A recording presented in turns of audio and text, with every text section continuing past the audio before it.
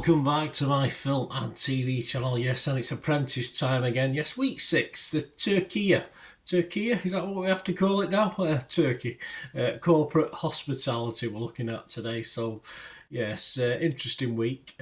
Not surprised the guy who went, obviously it's probably on the cards, but he did try this week, but we'll talk about it anyway. We'll talk about what happened in order, and of course my thoughts at the time on today's goings on, or last night's goings on, or whenever night it was now. Obviously for me it was last night, but I get to watch it in the daytime because I have to be up for work early. Anyway, let's have a look at week 6 of The Apprentice 2025. 7 boys, 6 girls are fighting it out now for Sugar's 250 grand, and to avoid that dreaded finger, of course. Last week, an early popular character, Dentist Jana, was not enjoying it. In the boardroom, he fell on his own sword, which at least saved the rest of his team. He was probably going anyway. So did he jump or was he pushed? It doesn't matter. Let's give him the benefit of the doubt. Jordan was still on the edge of really annoying me, pissing me off around here, but same difference as Mia became my favourite just at the moment. I wonder if she kept that up this week. Perhaps Jordan will now step up as the main pain now that others have gone. He's not done that much for me. He's whined a lot. Whine there, that's appropriate for today, isn't it? Perhaps I'm misjudging. Perhaps he'll do some good stuff. We'll see. So on to episode 6. A little summary of it. Turkey corporate hospitality. And they were given 2 areas, weren't they? Cappadocia, which I don't think I've been to, and Bodrum. Yes, I spent a few hours in Bodrum. I was over in Kos. I went over on the boat.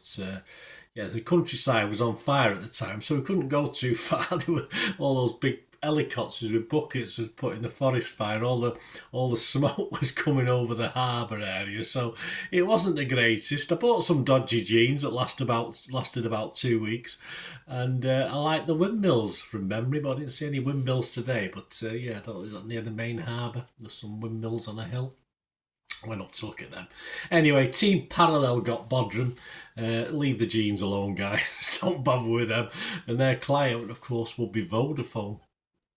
The off-road Jeep Safari, lunch on the boat, sounded fun. Team building, looks like Fred or some blokes doing the Turkish, blokes and a lady, I think it was, wasn't it, doing the Turkish dance. I mean, I must admit, I go to Greece a lot and stuff. I'm not really bothered with that sort of thing. So for me, I know which I prefer. Then again, Fred doing Turkish dancing might have been better than how that turned out, mightn't it? Anyway, Anissa was the sub-team leader on the catering side. She didn't mess about on negotiation with the caterers, but I think she could have got more off, actually. Far too quick, although it might have been edited out. It seemed far too quick. And of course, the drink selection, no alcohol, absolutely, as a no-brainer for getting fired, or at least losing the task anyway. And she pulls the plug on the dance because they want too much, although I think they were getting towards it. I think she was told, the group were told not to pay more than 250. I'm sure they got them down to 300, so I'm sure they could have squeezed them for 275. I think that would have been all right. I'm sure the PM wouldn't have minded them spending an extra 25 quid on something, because anything's better than Fred, isn't it? Let's be honest about it. Talking to you, we'll talk about him in a minute. Anissa, of course, in the kitchen, wanted to be called chef. There you go. Could be worse. She could be called something else. Chisola, of course, was the PM. Put herself forward and got it. She was going for cheap and cheerful. Well, it is Bodrum, so there you go. Confident early doors with the team. Spoke a good game anyway. The tour went dreadful, did it? It was dreadful. It was a dreadful tour.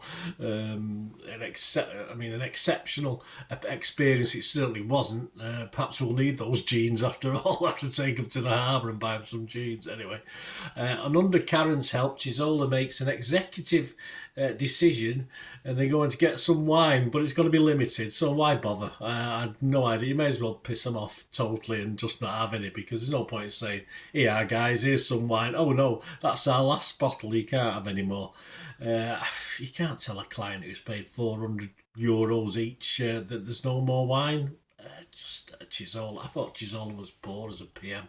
I'll do a little summary on each of these guys as well. Emma, I've wrote absolutely nothing, which sort of sums up her week, I think.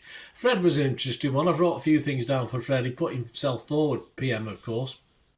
But of course he didn't get that. He was now going to be the team building guru. The dance thing didn't work out, which it didn't. He tried to volunteer poor Johnny for the sub-team leader on catering, but Johnny put him straight. He doesn't know anything about food, but hey, he probably should have took it on board, shouldn't he? It wouldn't have done him any harm. Frederick decided to give the client a breakdown for the activities. A bit odd. I don't think I've ever seen that before on The Apprentice. A strange decision, but you know, he took full responsibility. And then we got £400 per person, but Vodafone expect luxury and plenty of food and beverage. Oh dear. Well, you know, probably not going to work on that, but who knows? Because they not talk to each other, these teams, not ring each other up and let them know what's going on.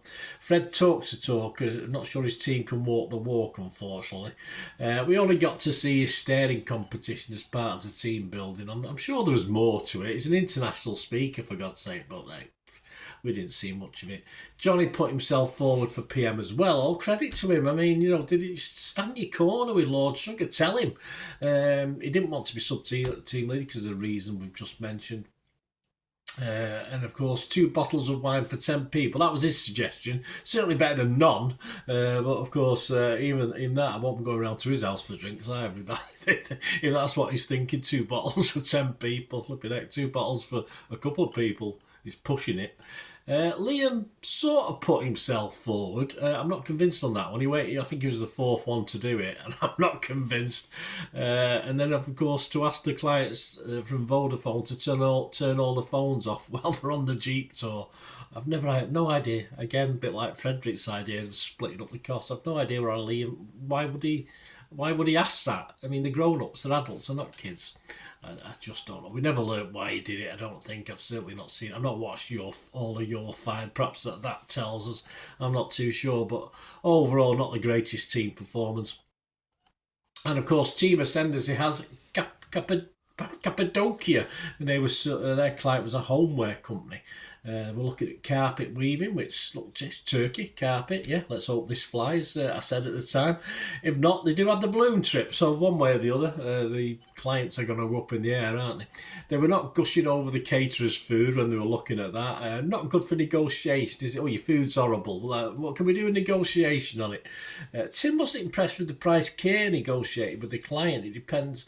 I mean, if 4,000 was a good starting point, to get 355, I thought was quite impressive. There was no real mention of it that it was a big cock up. So, yeah, I think Tim was a bit was wrong. Can I say wrong? Yeah, wrong on that one. Amber Rose, she didn't like the chef's food either, but again, not very enthusiastic. She wasn't saying it's horrible, but she liked a bit of not everyone's taste sort of thing.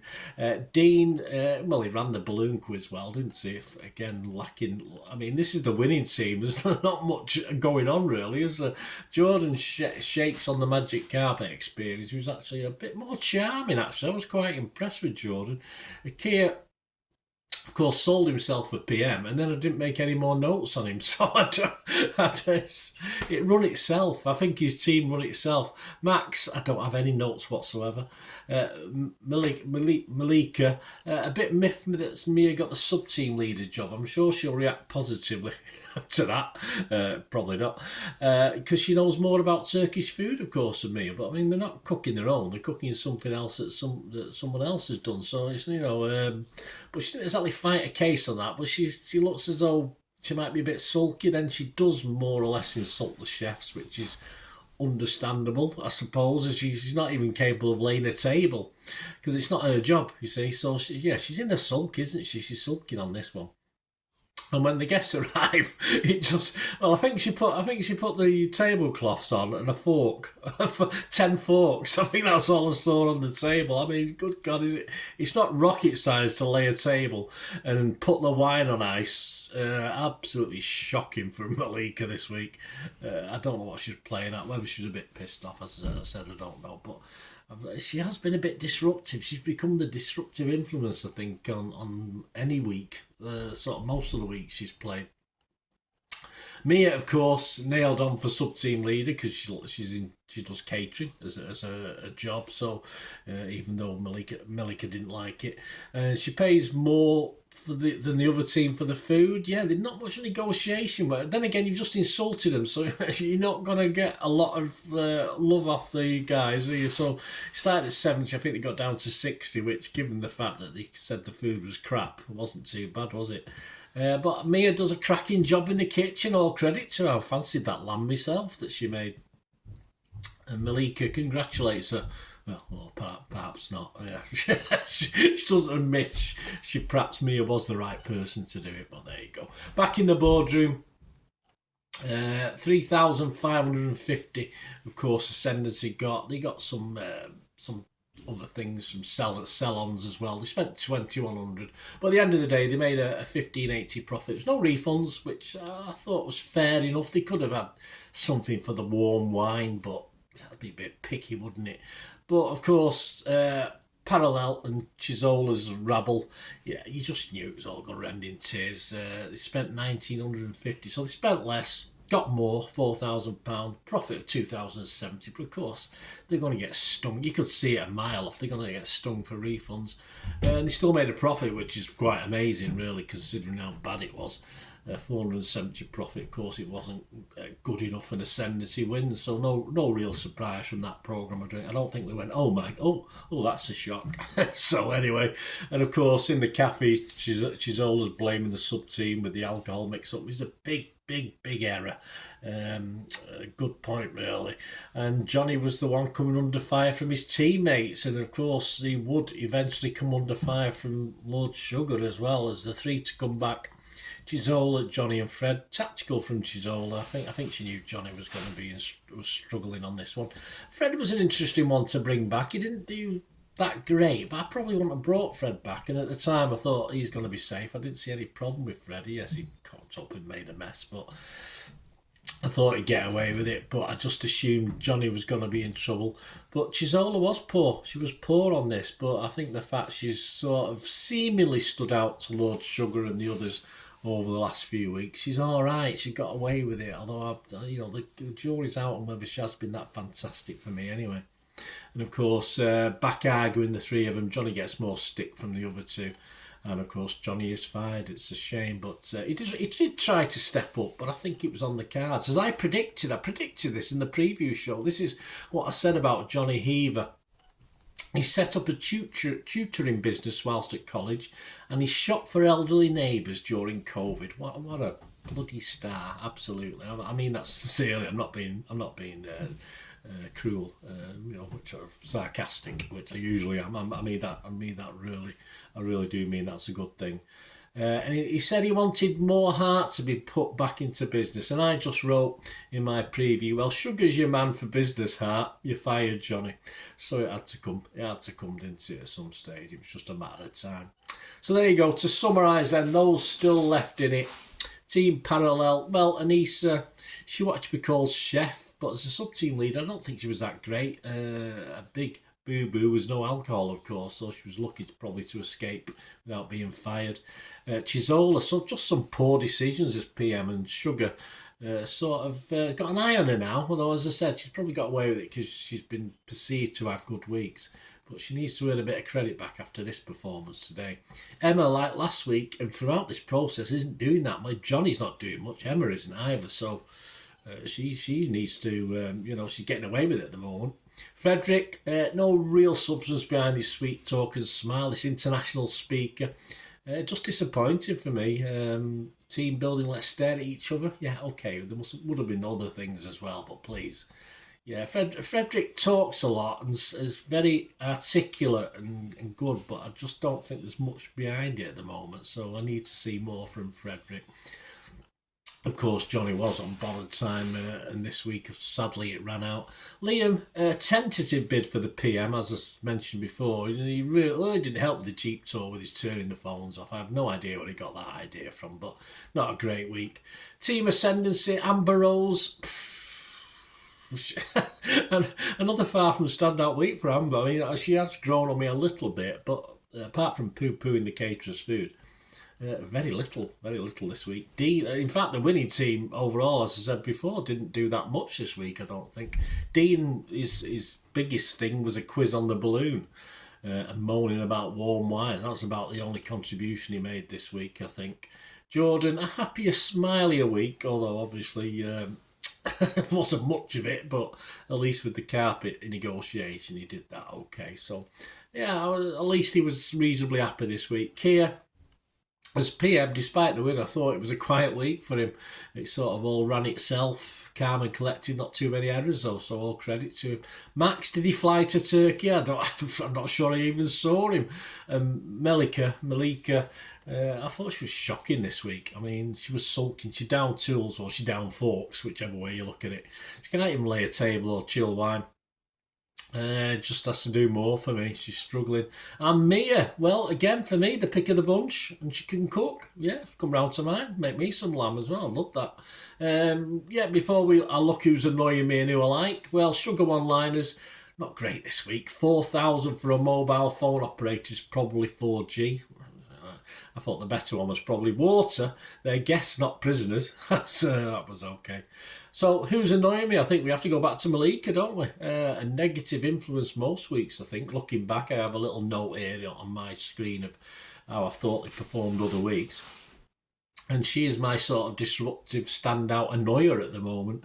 And although she initially looked, I think the first week or two, she looked quite strong. But to me, she's just looking a bit disruptive, and if Sugar doesn't get her, her teammates can, unless she improves. And again, Mia just keeps cementing that top spot for me. She's got a bit of a cocky attitude as well, which I like. You know, there's nothing wrong with that. So, as I say, when we get down to 10, I'll do a top 10. But at this point in time, Mia's top of my list. She's doing really well week in, week out. So join me next week as the remaining 12 candidates will create a banking app and money box for under 10s. Is it going to be 12? Well, I don't know, because don't forget there was some news that there was trouble in Turkey. One or two of the contestants were being naughty, so against the rules of the competition. So, of course, we'll see. We'll see how many ramp up or roll up next week. But it could just have been paper talk, and they're all 12 will turn up. But this time next week, I might have my first chance to do a top 10. So we'll see. Anyway, join me next week, guys, and leave us your comments, leave us your thoughts. And of course, you can contact me about anything to do with film and TV. Don't have to be The Apprentice. And of course, if you do like what I try and do on the channel, any support you can give me is much appreciated. And yeah, it might just be a matter of watching the odd advert or two, helps me out, or other ways, sponsorship, stuff like that. So please, if you can and you like what you see, please stay watching and listening. To help me out, guys, if you watch the ads, if the ads on this YouTube ads, that helps in a very little way, but it all helps. All, you know, watch the pennies and pounds look after themselves, they say, don't they? Or the pennies or the 10p's look after themselves. But if you watch the ads or follow the links on the ads as well, that's always a nice way to support the channel. If you sort of hang on for it, I've done that. I watched other people's and followed the ads, just something I fancied, which does happen from time to time. Of course, you can support me by pushing that subscribe button as mentioned earlier, and that's of course pressing the button so you know when these vlogs are coming out. And of course, I'm always interested in your opinions, and of course, if you can give us a like, that'd be wonderful as well. So thanks for watching, guys. Hopefully I'll join you very, very soon with something else. Until we meet again, I'll never ask one thing, don't I? Please stay safe, everyone. Bye for now.